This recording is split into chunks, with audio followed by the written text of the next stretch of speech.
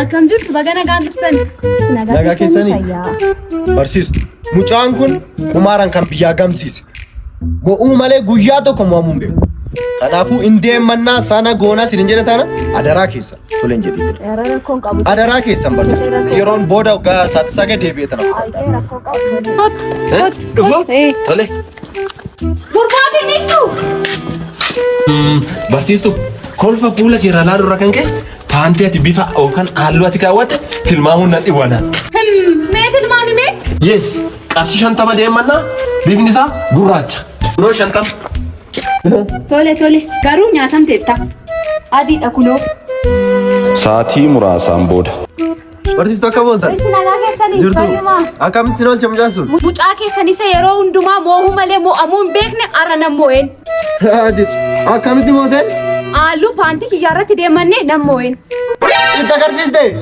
Eeyyaan ittaan agarsiise. Haadhasaa. Ani paantii barsiistuu keetiin laaltu dhibba lama wajjin deeme.